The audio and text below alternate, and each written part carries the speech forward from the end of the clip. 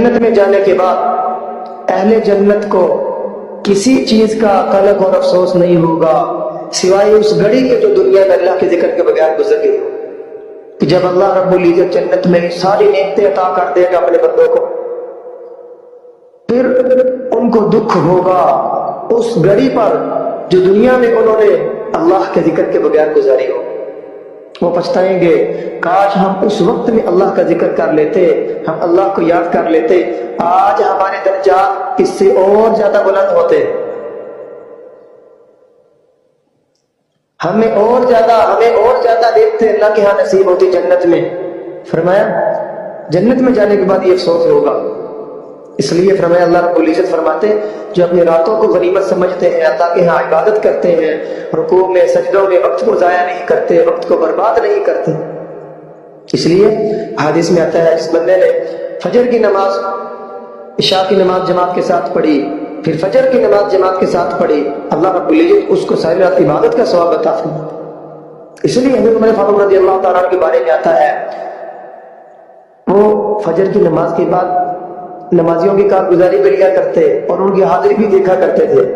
کہ کتنے لوگ آئے ہیں مسجد میں، تو یہ امام کی ذمہ ہے کہ وہ لوگوں کی حاضری بھی لے کہ عشاء کی نماز میں فلاں بندہ نہیں آیا، حالانکہ مغرب میں وہ آیا تھا،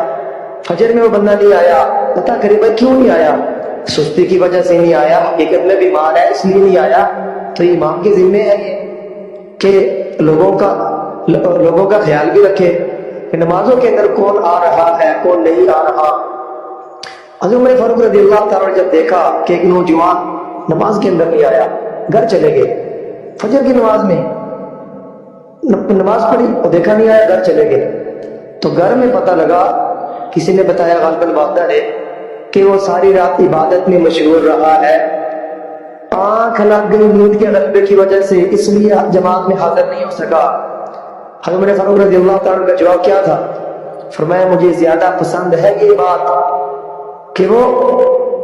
رات آرام کرے اور صبح فجر کی نماز جماعت کے ساتھ پڑھے۔ تبھی کہاں گئی ہمارے پروگرام، جو ہم پروگراموں کو بڑی اہمیت دے کے فجر کی نماز کو چھوڑ دیتے ہیں،